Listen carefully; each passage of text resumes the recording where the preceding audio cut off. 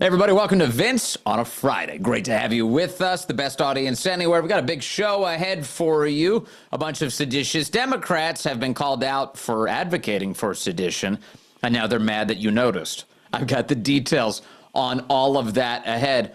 Also, Eric Swalwell announced that he's running for governor of California. Of course, he made the announcement on a comedy show because he's a joke. I've got the details on that and so much more. It's actually a crazy news week, a crazy end to a crazy news week.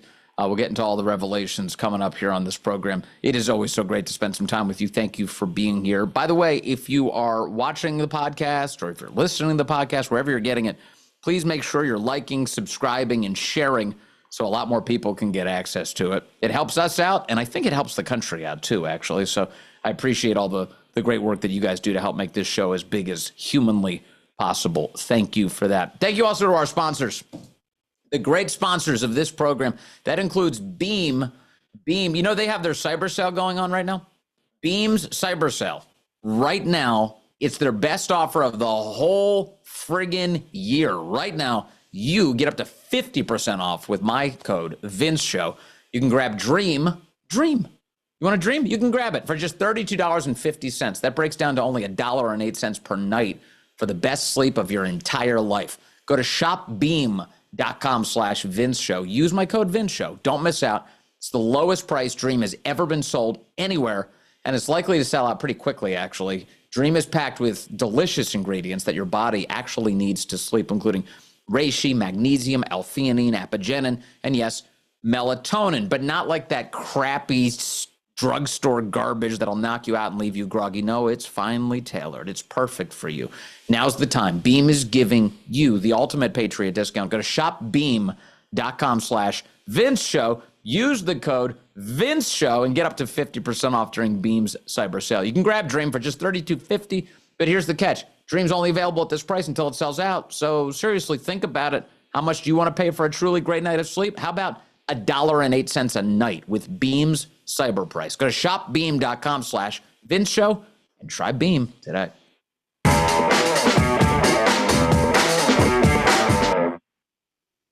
The President of the United States has done it again. He's done it again. What an amazing ability President Trump has to force the American legacy news media to cover the things that he thinks are important to our country. And this week, one of the things that's very important to our country is that we have Democrats who are openly advocating for sedition. What is sedition, you ask? Sedition is when you try and incite an insurrection against the lawful authority of the United States. And Democrats this week, in the form of this idiotic social media video that they put together, were calling on America's military, America's troops, to reject the orders of the President of the United States. Now, of course, they've dressed this up in all sorts of language. Oh, no. We just meant illegal orders. Oh, really? You never named any. You just said that President Trump is lawless and that troops need to reject him. That's what you did, you disgusting scumbags. Here is, once again, the elected Democrats this week who were spreading vague conspiracy theories and urging the troops to reject the commander-in-chief. Watch. Speak directly to members of the military and the intelligence community who take risks each day to keep Americans safe.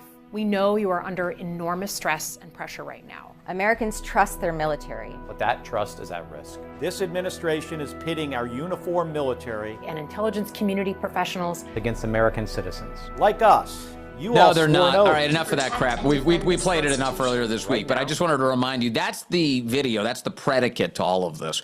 Those guys released a video where they said, we're military veterans. We're intel community veterans. I was in the CIA, says Alyssa Slotkin. So you've got to listen to me, members of the military, and you have to reject the President of the United States. That, ladies and gentlemen, that's sedition. It's as simple as that. That's sedition. And these guys did this, and what did the media do with that? Well, they pretended it didn't happen. The press ignored one of the biggest stories of the entire week as those elected Democrats were trying to create some very devastating and, in fact, existential chaos in the United States. The media ignored it, but President Trump did not. And in his own way, he was able to make the media focus on it yesterday. And here's how. The president goes to Truth Social and he reacts to this yesterday morning with the following statement. He said, "This is really bad and dangerous to our country. Their words cannot be allowed to stand. Seditious behavior from traitors. Lock them up? ?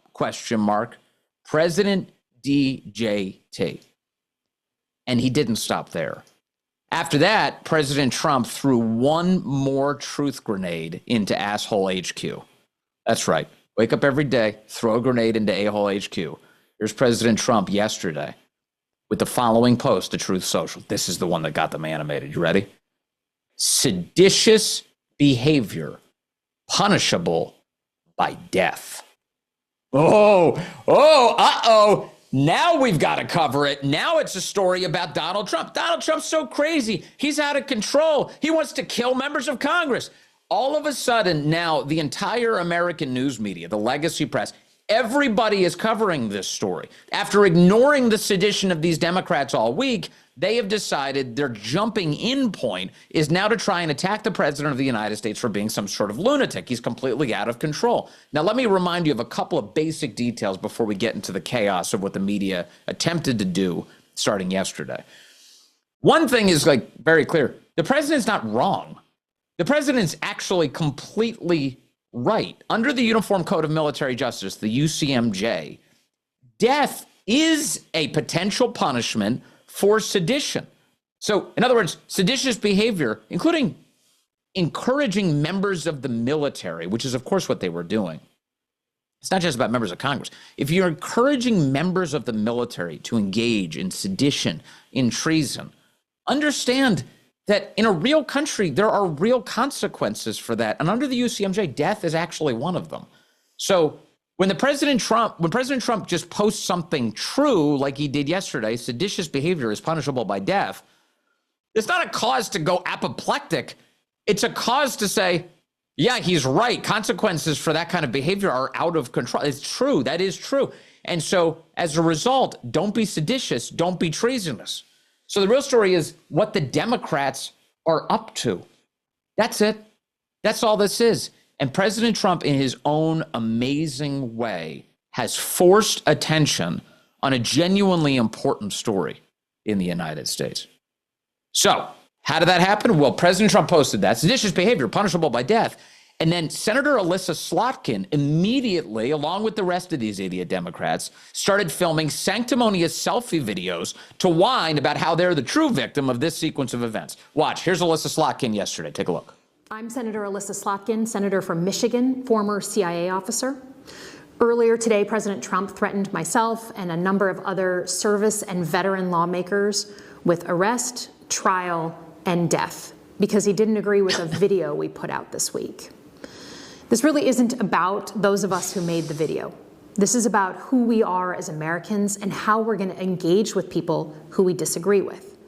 I would hope that people of all backgrounds, Democrat, Republican, Independent, would agree that threatening death for people you disagree with is beyond the pale of who we are as Americans.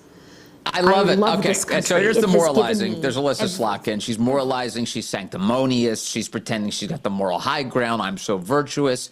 You know what, chick? Earlier this week, you were the one who were telling the troops to start ignoring the orders of the president of the United States. And they play these stupid word games. They're like, oh, no, we just said ignore illegal orders. They didn't bother to name a single one. They just kept planting in the minds of the troops that they can ignore these guys. Ignore Donald Trump. Don't follow his orders. And this is what Democrats do all across the country. Think about it. The president has been trying to restore law and order everywhere in the United States of America. And what have the Democrats done in the face of that? They've obstructed. They've actually tried to impede the resumption of law and order in the United States. They've established sanctuary cities. They reject immigration customs enforcement. They attack ICE officers as they try and do their jobs. Congresswomen like LaMonica McIver are actually assaulting ICE officers as they do their jobs. As the president tries to deploy the National Guard to rescue American cities, Democrats are trying to stop him. So every time the president is trying to do something lawful and just for the United States of America, Democrats are not only sowing the seeds of discontent, but they're actually acting as, in some cases, physical obstructions to law and order prevailing. So when Democrats, the same party that constantly obstructs law and order, then turn around and tell the troops, hey, you're allowed to ignore the orders of the president of the United States if they're illegal, they don't bother to tell you what's illegal because they believe everything Donald Trump does is illegal, or at least they pretend it is. And so the Democrats are on a very hot streak of destructive behavior right now. And this video that they put out this week is a part of that. But again, the media were ignoring it until President Trump rolled that grenade into A-hole HQ yesterday. Thank God. Here's the media yesterday saying, does Donald Trump want to execute members of Congress? Take a look. Cut 3. Watch. This morning, President Trump accused 6 Democratic lawmakers of seditious behavior punishable by death. Just to be clear, does the president want to execute members of Congress? No. Let's be clear about what the president is responding to, because many in this room want to talk about the president's response, but not what brought the president to responding in this way. You have sitting members of the United States Congress who conspired together to orchestrate a video message to members of the United States military, to active duty service members, to members of the national security apparatus, encouraging them to defy the president's lawful orders. The sanctity of our military rests on the chain of command. And if that chain of command is broken, it can lead to people getting killed. It can lead to chaos. And that's what these members of Congress who swore an oath to abide by the Constitution are essentially encouraging. And so these members knew what they were doing. They were leading into their credentials as former members of our military, as veterans, as former members of the national security apparatus to signal to people serving under this commander-in-chief, Donald Trump, that you can defy him and you can betray your oath of office. That is a very, very dangerous message, and it perhaps is punishable by law. I'm not a lawyer. I'll leave that to the Department of Justice and the Department of War to decide. Sweet Caroline. Ba, ba, ba. All right, so Caroline Leavitt crushing it yesterday as usual and saying, yeah, you want to talk about the real story here? It's these Democrats who are trying to create chaos in the United States of America. How dare they? And then they wrap themselves in the uniform that they once wore and pretend that they stand on the side of virtue, while instead they're just advancing chaos. Disgusting people, and they should find a sense of shame and remember the oath that they once swore to the Constitution as they seek to undermine it now. And now, the big thing here is like, you want to try and escape on these technicalities, like, we said illegal orders. Have you noticed again? They never said anything that Trump did that was illegal. Caroline Leavitt highlighted this yesterday. President Trump hasn't given any illegal orders. Take a look at Caroline. Caroline, can I just follow up? The president and the vice president, for that matter, have accused the other side of encouraging political violence. Isn't that exactly what the president is doing when he says that members of Congress should be killed? Why aren't you talking about what these members of Congress are doing to encourage and incite violence? They are literally saying to 1.3 million active duty service members not to defy the chain of command, not to follow lawful orders. Actually, every single you can refuse an illegal order, which but is they're suggesting, Nancy, that the president has given illegal orders, which he has not. Every single order that is given to this United States military by this commander-in-chief and through this chain of command, through the Secretary of War, is lawful. And the courts have proven that. This administration has an unparalleled record at the Supreme Court because we are following the laws. We don't defy court orders. We do things by the books. And to suggest and encourage that active duty service members defy the chain of command is a very dangerous thing for sitting members of Congress to do. And they should be held accountable. And that's what the president wants to see.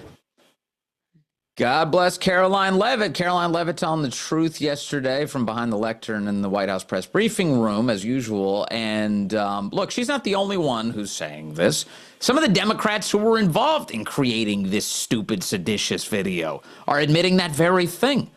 Here's the idiot congressman from Colorado. His name is Jason Crow. I think people say he was in the Army. Somebody in the chat told me yesterday he's a veteran of the Girl Scouts. Was it the Brownies? Anyway, Jason Crow was on television yesterday, and he admitted that President Trump hasn't made any unlawful orders at all. Cut 5, watch. So are you saying that there was not necessarily any particular precipitating event? There is no specific thing out there that made you decide now is the right time? That's right. To be clear, we are not calling on folks right now to disobey any type of unlawful order. Right? There is very real and deep concern about what this president has threatened to do over and over again.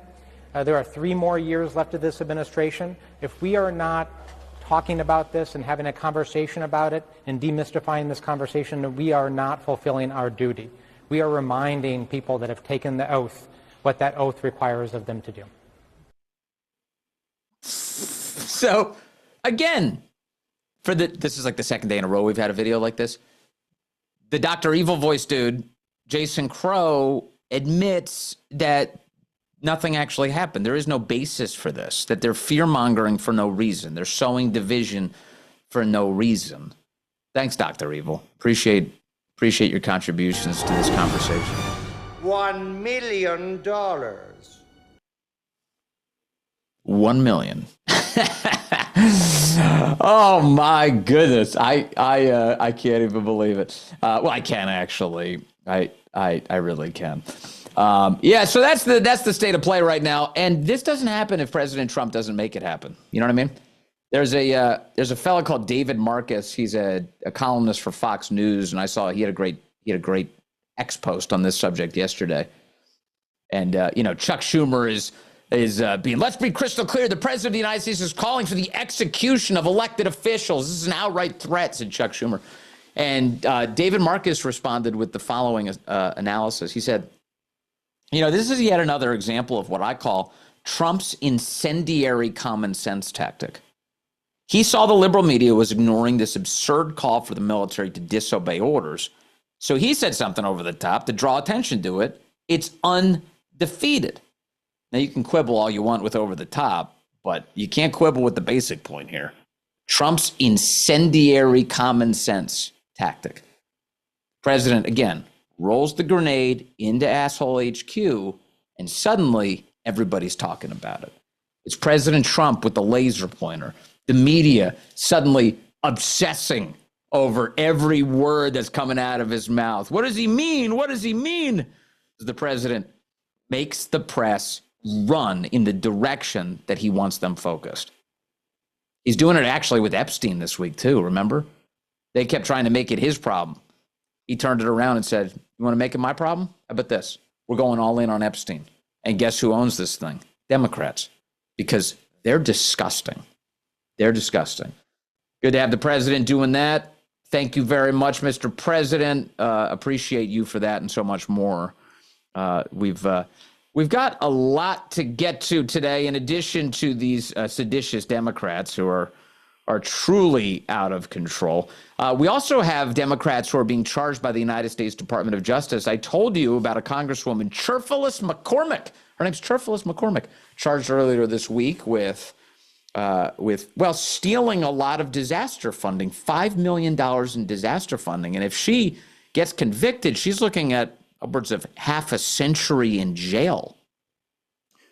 She's finally speaking out about the indictment. You will not be shocked, but you will be appalled by the words that are coming out of her mouth as she's now being charged by the United States Department of Justice. That's ahead on this mighty edition of Vince. Coming up. Every once in a while, someone creates something that feels very big. It feels bigger.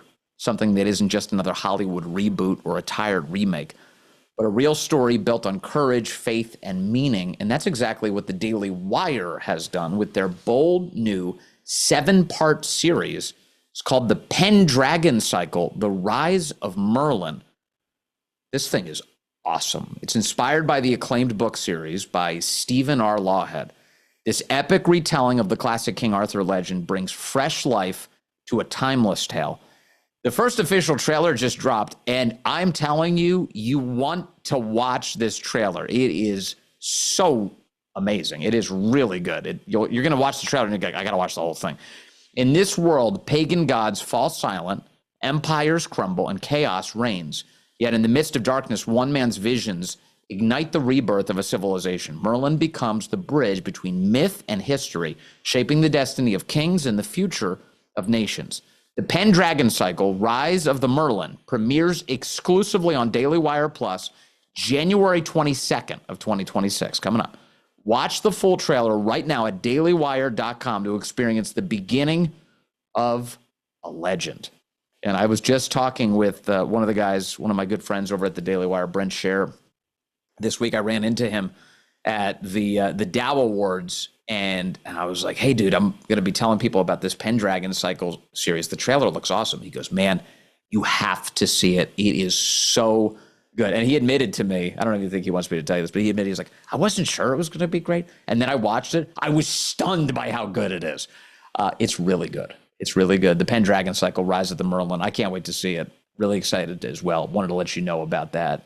Thank you to the Daily Wire for supporting our program. And we definitely support great works of art. Thank you for putting that together. Okay, let's see. I've got this news. Yeah, so we've got Cherfilus McCormick, this congresswoman. Her name's Sheila Cherfilus McCormick, and she was indicted for stealing $5 million of your money, FEMA money. And she's dealing with it this week. It was interesting to me because in the hours right after the indictment, she went silent. She just did not say a word about any of this, but she did become the latest Democrat indicted by the Trump administration's Department of Justice. For years, Democrats, of course, have gotten away with crimes and have not faced any prosecution whatsoever. Well, times have changed pretty dramatically, and now their crimes are catching up with them. Cherfilus McCormick, now charged, stepping up to a microphone and some cameras to issue a terse little statement yesterday. Here is what she had to say for herself. Pay attention to the ludicrous explanation for why she's being charged. Thoughts on the indictment, please? Well, it's an unjust indictment, and it seems like these intimidation tactics have been pervasive.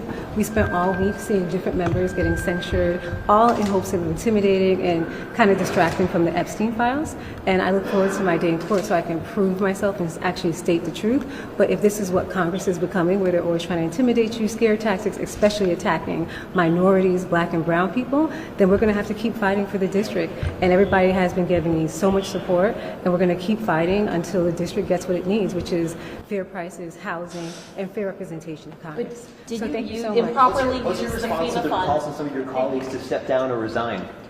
They didn't elect me. It was my district, and so we'll keep fighting for the people and keep working like we're doing now until they get what they need. So we're here for the people. So the only people who elected me should make that decision. Thank you so much. The chat's all over this. The chat is all over. We're all on the same. I love you people so much because I think we're just also dialed in on this. The race card. The race card. So she's got nothing else to play in her deck. Nothing else to play. And she plays the lamest, most useless card imaginable in 2025. I'm being attacked because of my skin color. I saw somebody say yesterday in reaction to this video, and God bless him for it, it's such a smart point. She's not being attacked because of the color of her skin. She's being attacked. She's being prosecuted because of the content of her bank account. She stole $5 million from the taxpayer, prosecutors said. And now she's being prosecuted for it. They were laundering the money, says the indictment, trying to hide the fact that they stole all of this, using it to fund her political campaign. Well, UFA, UFO. And she's in the FO phase right now. Sorry, lady. And also that kind of moral blackmail, the whole like, oh, I'm being attacked because I'm black. Guess what? That shit doesn't work anymore. It doesn't work on anybody. Who's still falling for that garbage in 2025? You cannot use your skin color as a shield for your wrongdoing. Not allowed. And nobody's really falling for it anymore. Yeah, maybe there was a time where people would. But also, what a disservice to people who are black. People are not attacked because they're black. They're not prosecuted because they're black. In the Trump administration, people are prosecuted because they are credibly accused of crimes. Now, I can't say it's always been that way. The left loves abusing power. The left, you want to talk about people being targeted on the basis of their skin color. The Democrat Party's history is targeting people on the basis of their skin color, using the justice system in unjust ways to target people on the basis of race. So if you want to have that conversation, by all means, let's have that conversation about the role that your party has played in perpetrating that kind of bigoted oppression. But in the recent era, of course, the Democrat Party continues to do that in a bunch of different iterations, including just straight up targeting people who are supportive of the other political party. In fact, a huge portion of the conversation we have to keep having on this program, because it matters a great deal, is the extent to which Democrats have been attacking Republicans using the justice system merely because they have different political preferences. The whole first Trump administration was defined by the deep state going after President Trump. The 2016 election was defined by that. The 2024 election was defined by that, as the left abused its power to attack its political opponents on the basis of literally nothing. So you want to talk about injustice, lady? Well, then talk about injustice. But in the meantime, it sounds like justice is actually coming for you. Credible accusations against you, supported by the United States Department of Justice, and now you're in the FO phase. Good luck with that. Good luck with it. But the race card, that stuff doesn't fly. It doesn't work anymore. It doesn't even, there maybe, again, I think back, something almost with a sense of shame, but think back, not too long ago, like, I might have hesitated for a moment, like, is that true? Could that be the case? Is she being targeted? I don't hesitate. Not these days. Don't hesitate at all. Because you know better instinctively. You know better instinctively. And on this program, we stand up for civil rights, like for real. We stand up for civil liberties, for real. We stand up for judging people actually on the content of their character. It's your party that's advancing the skin color routine. It's disgusting. Knock it off. It's not good for your soul. So there she is, being prosecuted now. That's great. Democrats, it sounds like they've got a heap of legal trouble coming their way too.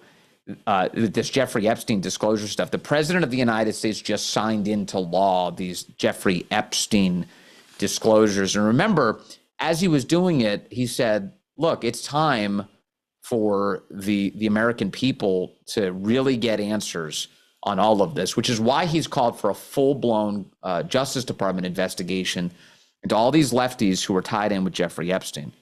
Remember this? This came to us last Friday. He said the Democrats are using the Epstein hoax involving Democrats, not Republicans, and they're trying to deflect from their disastrous shutdown. That's what they're trying to do right now. And so what the president is calling for here is a full-blown investigation by the Department of Justice. He wants to look in to Jeffrey Epstein's involvement with Bill Clinton, Larry Summers, Reid Hoffman, JP Morgan Chase, and a lot of other institutions. And as these documents become public, chances are we're going to get some very meaningful progress when it comes to the people that he just mentioned. I want to take you into the latest because we just got big revelations yesterday. In fact, one Senate Democrat is even involved in helping us get to the bottom of this. We'll explore that. Kind of interesting stuff. As it looks like some more criminal charges could be on the way for all of these Democrats and institutions who were in bed with Jeffrey Epstein. Good. Consequences, please. I'm in the mood for some FO. It's ahead on this edition of Vince. Our thanks to our great sponsors who keep our program going. That includes C15 from Fatty 15. If you have been getting older, have you been getting older lately? Yeah, sure you have. We've all been getting older. And as you get older, you feel the impacts of age. My energy has gone down a bit, and I've tried to figure out ways to get it back, and I'm excited to share C15 from Fatty 15 with you. It's the first essential fatty acid to be discovered in more than 90 years. Fatty 15 co-founder Dr. Stephanie Van Watson discovered the benefits of C15 while working with the United States Navy. And based on studies, we do know that when our cells don't have enough C15, they can age faster. Fatty 15 can help you repair and protect age-related damage to your cells and help activate pathways in the body that repair mechanisms that support your overall wellness. Fatty 15 is science-backed, it's award-winning, it's vegan, and it's 100% pure C15. And refills are shipped right to your door. I say this because I know this, because I live this. I take it every day, and I feel better for it. Fatty 15 is on a mission to optimize your C15 levels to help you support your long-term health and wellness, especially as you age. You can get an additional 15% off their 90-day subscription starter kit by going to fatty15.com/Vince. Use the code Vince at checkout. These statements have not been evaluated by the FDA. This product is not intended to diagnose, treat, cure, or prevent any disease. C15, baby. It is very good. Also very good, the Bone Charge infrared sauna blanket and the red light face mask. Ever since Bone Charge sent these products to me and my wife, Allison, we can't recommend them enough. That sauna blanket has been great for me. I've loved it. It helps with muscle recovery, detoxification, total game changer in my house. And it's very easy to use. I can just wrap myself up, let the infrared heat work its magic. And it has created for me a real difference in how I relax and rejuvenate and how I feel afterward. Allison loves her red light face mask. It's great, very impressive. She uses it to improve her skin's texture, reduce inflammation. It's created fantastic results for her. It's like having a mini spa treatment right inside the house. So look, right now is the perfect time to get these great Bone Charge products. Bone Charge holiday sale, it's going on right now. You can save a massive 25%. Just head to bonecharge, boncharge.com, and your 25% off code's automatically going to be added to your order. The sale will end on the 31st of December, okay? 31st December, 2025. So hurry, don't miss this massive chance to save big on your favorite Bone Charge products. These statements and products have not been evaluated by the FDA. These products are not intended to diagnose, treat, cure, or prevent any disease or condition. The Epstein revelations continue. They do. And I was interested to see this one yesterday. I just referenced for you the president's post on Truth Social calling on the Justice Department to launch criminal investigations into Bill Clinton, Larry Summers, Reid Hoffman, and JP Morgan Chase in particular. And that brings me to this report yesterday from a Democrat on the Senate Finance Committee by the name of Ron Wyden. And here's what he had yesterday, according to the New York Times. Ron Wyden is pressing for an investigation. Well, good, Trump's already doing it, into JP Morgan Chase and Jeffrey Epstein. Now, the JP Morgan Chase thing is interesting. This is Epstein's bank. It's a huge bank, of course, but it's Epstein's bank. And the bank handled, according to the reports, more than $1 billion in Jeffrey Epstein's suspicious transactions. Remember, the source of Epstein's wealth continues to be a mystery. The nature of all of the money that was flowing into him continues to be a mystery. And there's plenty of credible evidence to suggest that he may very well have been involved in a pretty extensive sexual blackmail scheme. In other words, some of the money flowing into him, flowing in order to prevent some very dark and powerful secrets from going public. $1 billion. The top Democrat on the Senate Finance Committee issued a report yesterday, Thursday, calling for an investigation into whether JP Morgan Chase deliberately underreported more than $1 billion in suspicious transactions by Epstein. The report said that the compliance failures by the bank during its 15-year relationship with Epstein were alarming, and they impeded law enforcement's ability to examine Epstein's finances, basically, and his cross-border sex trafficking organization. The report is based on unsealed court records. They shed more light on JP Morgan's financial dealings with Epstein, and it focuses on something called suspicious activity reports, SARS. Banks are required to file suspicious activity reports with the Treasury Department anytime they suspect that a financial transaction may be involved in illicit activity, such as money laundering, terrorism, sex trafficking. From 2002 to 2016, JP Morgan did file suspicious activity reports covering $4.3 million in transactions with Jeffrey Epstein. But it wasn't until after Epstein's arrest and death in 2019 that the bank reported some $1.3 billion in transactions as suspicious. 1.3. They were sitting on $1.3 billion in suspicious activity reports, stuff that they were concerned about internally, but didn't tell the government about until after Epstein died. Internal bank emails suggest JP Morgan may have waited to file those reports because it wanted to continue working with Epstein as a source of referrals for business, even after firing him as a client in 2013. Now we're getting somewhere. This is about the money, the flow of all of that money and who it was protecting. It's a lot of money.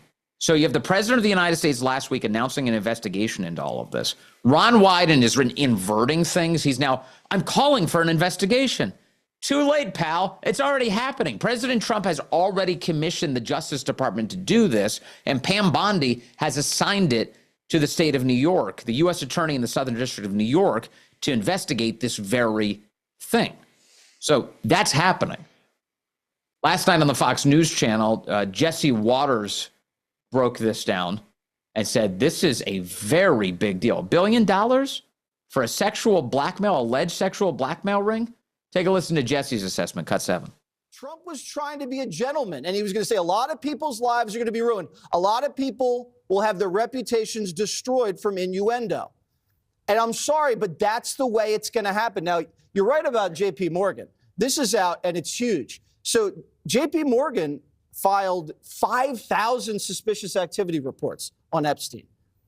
$1 billion in suspicious financial wires from Jeffrey Epstein. That either one or two things is true.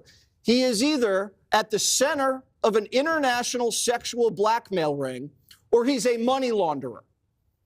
And J.P. Morgan covered it up. And the Treasury Department's covered it up because they get those reports. That's what this has always been about, a sexual blackmail ring. And that's what I'd like to find out more about. This is so big, and it's annoying. In the chat, you're right about this. Some people pointing out, why wasn't this done before now? Because the establishment's been protecting all of this information from public disclosure and public consequence. That's why. It's as simple as that. There's a lot of people who've been in on it. A lot of people who've been in on it. You know, what's the old George Carlin thing? It's a big club, and you ain't in it. That's right. We ain't in it. We're not in the club. That club has been protecting itself until now. You know, Democrats have made a lot of hay out of the Epstein files of late. They were like, oh, we really care about that because we think it's going to expose Trump. It's not going to expose Trump. It's going to expose you. It's going to expose you. And so they're getting a lot more than they bargained for. President Trump has issued criminal investigations into this. It's his right as the president of the United States. The DOJ works for him. He's assigned them to do this. This is one of the biggest criminal enterprises of our lifetime. A lot of people abused. Let's take it down. Let's go public with all of it. And let's prosecute every last person who deserves it. So J.P. Morgan Chase in the hot seat now. Democrats, Ron Wyden pretending like he suddenly wants an investigation. Here's the dirty little secret. Trump's already ordered one. Trump's already ordered one, which I don't even know if the New York Times bothered to tell people. Yeah, that's very good. So thank you to the president of the United States. These Democrats got way more than they bargained for, which was very typical, very, very typical stuff from these idiot Democrats. You want an Epstein investigation? You've got an Epstein investigation. Speaking of the establishment and its abuses, we've got new revelations related to Arctic frost out overnight. Just the news with this coverage. Jim Jordan, Congressman Jim Jordan of Ohio, is the latest we now know to have been spied upon by the Biden administration. That's the update today. Jim Jordan says the Biden administration was collecting his phone records over the course of 2 years. The House Judiciary Chairman, Jim Jordan, yesterday, revealing the Biden administration was spying on him. They subpoenaed his phone records for a 2-year period as a part of Arctic frost, making his records more expansive than other lawmakers. The announcement comes after recent revelations that claim that the Biden FBI did spy on the phone records of Republican members of Congress, including 8 United States senators, during its January 6th investigation. Jordan said that the Biden administration's Justice Department, the prosecutor Timothy DeRee, who worked with Thomas Windham, one of Jack Smith's top prosecutors, requested his phone records. The request sought records from January 1 of 2020 through April of 2022. They spied on 2 years of phone records. Those records didn't include the contents of Jordan's phone calls or messages, but they did include details about inbound and outbound calls, text messages, direct connect communications, and voicemail messages. Okay, I don't care how drilled down it is. I don't care how content rich it is. Jim Jordan was being spied on by the Biden administration, a sitting member of Congress who didn't know anything about it until now. And by the way, that was by design. The subpoena was also accompanied by a non-disclosure order, yet again, that claimed that notifying Jordan of the subpoena could result in, you ready? Flight from prosecution, destruction of, or tampering with evidence, intimidation of potential witnesses, and serious jeopardy to this investigation. Nope. None of those things were at risk. None of that was at risk. You had no business spying on a sitting member of Congress. Hell, you had no business spying on any American without a proper predicate that they had actually committed a crime of any kind. None whatsoever. And yet these guys were rampantly abusing their power. And if this grand jury indictment that we're expecting in January, the grand conspiracy charges, is going to capture anybody here, it should capture Jack Smith. It should capture Jack Smith for the rampant torrential abuses of power that he's guilty of, as he weaponized the United States Department of Justice against Americans at an unbelievable scale, to include rather brazenly members of Congress and of the United States Senate. Now, this reminds me of something that matters here that we still haven't seen yet, though. Why is it that House Republicans are not moving right now to advance the impeachment of Judge Boasberg? Judge Boasberg, who was signing off on these spy warrants, who was signing off on these non-disclosure arrangements. Republicans in Congress, look, I know it's like pulling teeth to get lawmakers, including of your own party, unfortunately, sometimes, to be interested in the issues that matter to you and to me. But if this affects you personally, if you're being spied upon Jim Jordan, if you're being spied upon Ted Cruz, if you're being spied upon 8 United States senators, various Republican congressmen, obviously some of these guys have now come around to the point that, yes, let's impeach Judge Boasberg. Let's impose consequences on these guys. Impeach, convict, go for it. But why isn't every Republican clamoring to impose accountability? Why is it that I've got to even mention it? Why does it feel like pulling teeth just to get these guys to do this? And this gets to kind of the overarching point of so many of our programs this week. Next year, we've got the midterms. We're heading into the midterms in 2026. I desperately want Republicans to grow their margins, because while Republicans are not always on my side, Democrats are always against me. That's just true. You know that to be true. So what we want is a Republican Party that is worthy of our votes. And I'm going to work hard to make sure people do show up to vote, to try and grow these margins. But it's going to really be helpful if you can help me make a better freaking case for why voters should support you. Oh, it's a party that supports accountability. It's a party that imposes consequences on lawbreakers. It's a party that kicks out the bad actors inside of the government. And even if you don't have the votes to do it right now in Congress, you mount a mighty effort to try and make it happen. Add that accountability mission on top of the stack of things you need to do to help bring prices down in the United States, to help make housing more available, by deporting illegal aliens, and by bringing healthcare costs down. You know, I mentioned on the radio show yesterday that I'm glad to see that the Trump administration is focused on bringing healthcare costs down. And I'm going to mention J.D. Vance in a moment with you because he did a great event yesterday. But I mentioned yesterday that the Trump administration is focused on bringing healthcare costs down, about healthcare affordability. And I got an email from one of our listeners. I love our listeners, but sometimes I feel like not everyone listens in detail. It's fine. You're busy.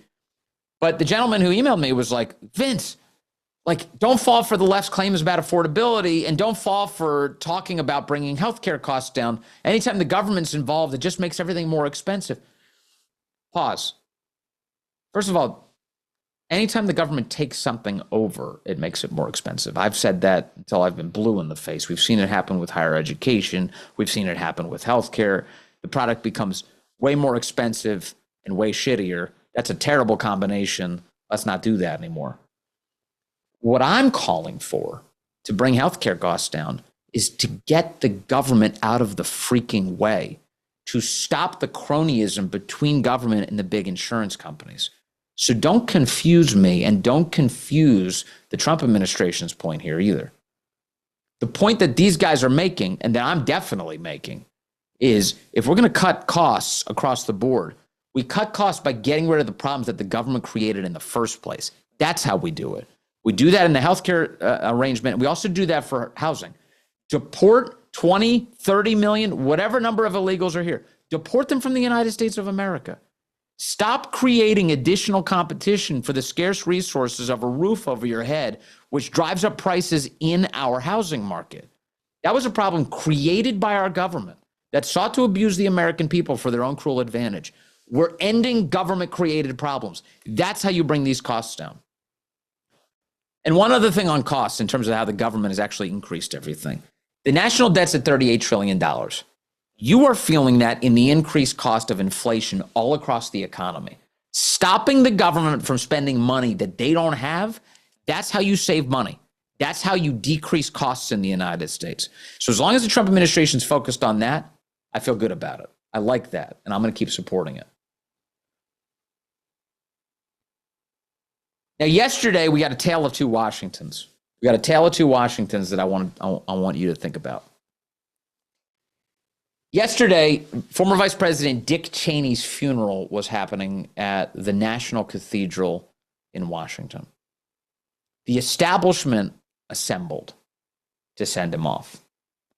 The establishment assembled. Yesterday, Dick Cheney's funeral drew big names, New York Post says. Biden, Harris, Maddow. President Trump and J.D. Vance, not invited. I'm not sure they wanted to go anyway. Former Vice President Dick Cheney's funeral drew a robust roster of Democrats who battled with George W. Bush's second in command during his 8 years in power. Remember that? Remember they said Dick Cheney was Darth Vader?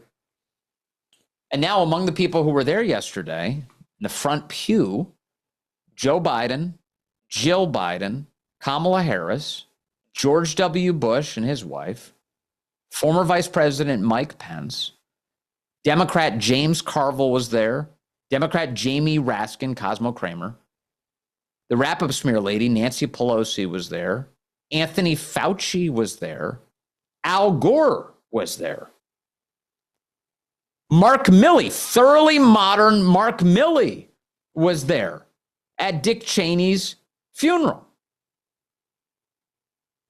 This was an assembly of the establishment. There's John Boehner, there's Mitch McConnell there, Nancy Pelosi. The establishment assembled. So the more I saw these guys all gathered together, the guys who in the end have left us with the mess we now have as a country, the more I was grateful that President Trump and Vice President Vance weren't there at all. It's a good thing, actually. There's no love lost, of course, between the Cheneys and the Trumps, but more specifically, there's no love lost between the establishment, all of the people who were gathered there yesterday, and President Trump and the people who support him. I'm perfectly content with President Trump and J.D. Vance not being there yesterday. If I had a choice, if you had a choice between which group of people would you rather spend some time with, do you actually appreciate, do you actually admire? Is it the people who are with President Trump, or is it the people who are with Nancy Pelosi, Mitch McConnell, Anthony Fauci, Mark Milley, and Rachel Maddow? I know which one I'm picking. And yesterday, J.D. Vance had a great event with a buddy of mine, Matt Boyle. Matt Boyle, you know Matt Boyle from Breitbart News? Great reporter. And J.D. Vance sat with him yesterday to do a big interview. And they talked about a bunch of things, including the people that I just referenced. They didn't mention them by name, but J.D. Vance said the old Republican Party is gone. That old Republican Party, the one that's taken our country astray, that's worked too often with Democrats and selling out our country, that's gone.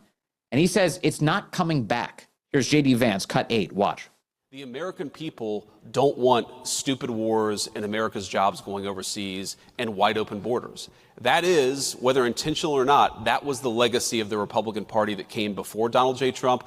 I'm glad the president got us away from that Republican Party. It lost, but it was also a disaster for the United States of America. Let's actually have a foreign policy where we focus on the interests of American citizens. Let's have an economic policy that's about building in the United States of America rather than shipping all of our jobs overseas and getting Wall Street enriched in the process. Let's have an economic policy that's about more self-sufficiency.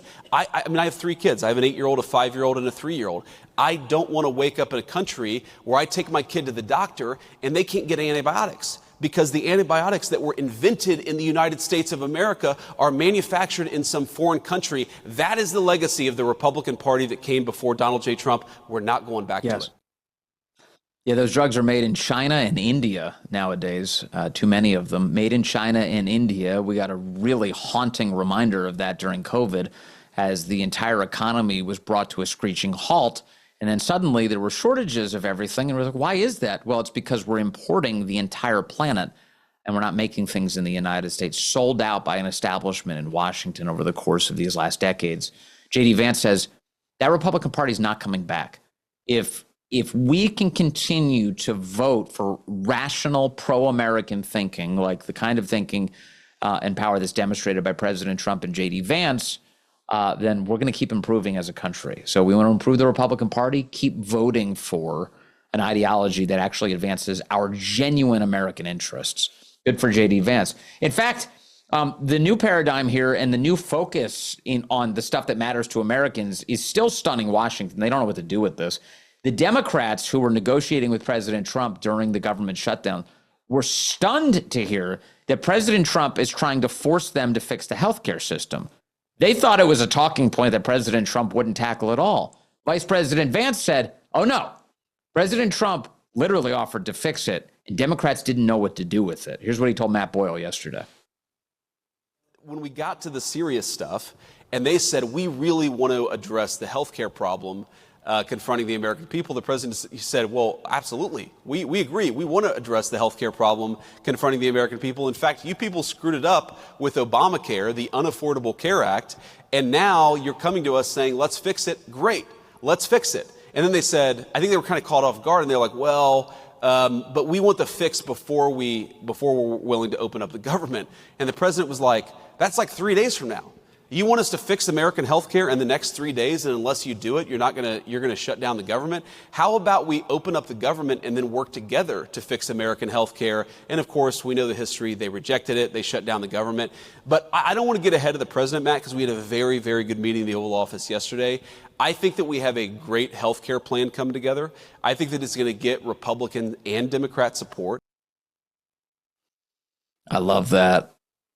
I love that. Did you hear the scoop there from the Vice President of the United States? He said Wednesday, as he's saying this on Thursday, we had a great conversation yesterday. So Wednesday of this week, there was a meeting at the White House that consisted at least of Vice President Vance and others, I presume the President of the United States, where they were discussing what he said is a great health care plan. I'm not getting ahead of the President of the United States. I'm not going to do that, but we've got something great to offer. And he says, I think we can get support from Republicans and Democrats. Now, that last element, getting support from Democrats, that may be overly optimistic. Democrats have been perfectly comfortable with the crony relationship they have with the insurance companies. I doubt they're going to break free of that spell anytime soon. But if Republicans want to win big in the midterms, these are the kinds of issues that they need to be doggedly focused on. So they should follow the lead of the president and the vice president on this. By the way, speaking of conservatives, it's not a secret that conservatives have been fighting with each other at times pretty aggressively in debates over such things as how many H-1B visas do we have in the United States, or what should the United States' involvement with Israel be, and how much armaments should we send to Ukraine. These are very real debates that happen on the right. And by the way, at their best, it's a very healthy thing to do. Like, the right is engaged in far more constructive conversations than anything the left has to offer. The left is not interested in debate. In fact, if you say something nice about Donald Trump on the left, like John Fetterman's been doing, then they're going to look to primary you, throw you out of office entirely. They're not interested in diversity, especially of opinion, not on the left. Meanwhile, on the right, like we have these real debates. J.D. Vance brought this up yesterday, and he said, look, this is great. It's perfectly fine to have these debates. But in the end, we should remember who the real destructive adversary is. Here's the vice president. We have to remember that we have a lot more in common than we do not in common, and that the disagreements that animate the Republican Party, while they matter and they're important, I think these debates should happen. They should happen in podcasts, and they should happen in the media. They should happen on the op-ed pages. So I think my attitude is let these debates play out. But don't let the debates that we're having internally blind us to the fact that we are up against a radical leftist movement that murdered my friend a couple of months ago and that would throw many people in the Trump administration in prison, not for doing anything illegal, but for not following the far left's agenda. That is the real opponent here. A political movement in this country that has no animating principle, that has no agenda for the American people. Their sole obsession is to take down Donald Trump and anybody who helped Donald Trump govern. Focus on the enemy, have our debates, but focus on the enemy so that we can win victories that matter for the American people. That's my message. J.D. Vance, again, right, because Democrats don't have a positive vision for the country. They have nothing positive to sell you. It's why they are constantly trying to sell you on a negative case against President Trump. It's just Trump derangement syndrome all the time, every day, from trying to get him thrown off of ballots, get him arrested, in some cases at their most radical, to assassinate the president of the United States. And to take up arms against people like Charlie Kirk. J.D. Vance referencing his friend who was just assassinated. He's, of course, talking about Charlie Kirk, gunned down on September 10th of this year by a radical leftist who wanted to silence not just Charlie, but the views he espoused and to intimidate the people who share those views.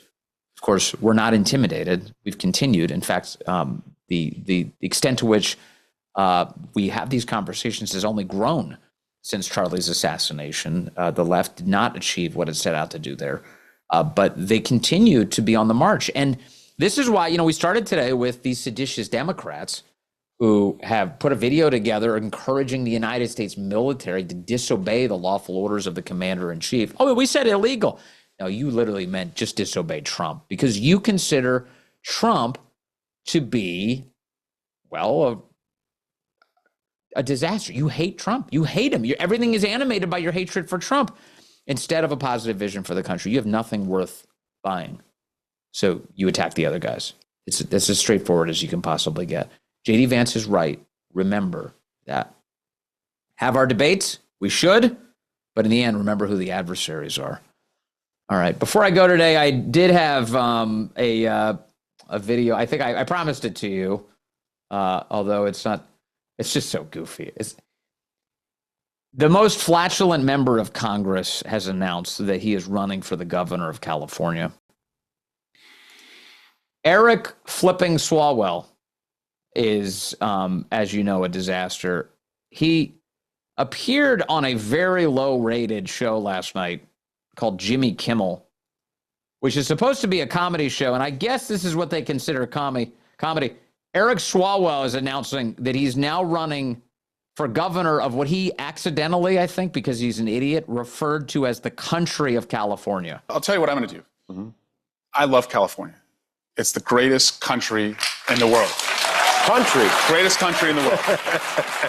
But that's why it pisses me off to see Californians running through the fields where they work from ICE agents or troops in our streets. It's horrifying. It's horrifying. Notice he's doing exactly what I just said they're doing. He's running against Trump on the basis of lies. He says that Donald Trump is hurting innocent people. No, Donald Trump is saving California from the destruction the Democrats have brought us. Or cancer research horrifying. Being canceled. It's awful to look at. And our state, this great state, needs a fighter and a protector, someone who will bring prices down, lift wages up. That's called Donald Trump. And we can say that we're the fourth largest economy in the world, and we are, and I love to brag about that. But what does that mean if you can't afford to live here? So Democrats made it that way. Why is California the most expensive state in the country for gasoline? Democrats. Can you believe that the top choices for California are Katie Mashed Potatoes Porter and Eric Fang Fang Swalwell. Those are the options right now in California. The state that gave us Ronald Reagan. When President Trump says, make America great again, that's what he's talking about. Bring back the Ronald Reagan state, not the Katie Porter and Eric Swalwell state. What a complete disaster. I've got the big national radio show coming up today, The Vince Show. You can check out your local listings at thevinceshow.com or join us on rumble.com/Vince. A programming note for you. It's Thanksgiving week next week. I will be spending my Thanksgiving week with my family, but we're not leaving you without content. I'm going to have a bunch of stuff for you next week. But I hope no matter what you're doing and no matter what your circumstances are, that you have an absolutely wonderful Thanksgiving with people you love. And you should, because we all should do this, lift up a prayer for your country and for all of the blessings of your life, whatever those blessings might be. They're blessings from God. I am grateful for them. I am grateful for you. And I can't wait till you and I are back together again soon. Thank you, as always, the best audience anywhere. Appreciate you. I'll talk to you again soon. Have a very happy Thanksgiving. Up next, we've got, who do we got today on Rumble? It's Crowder? It's Crowder. Here he comes, Stephen Crowder.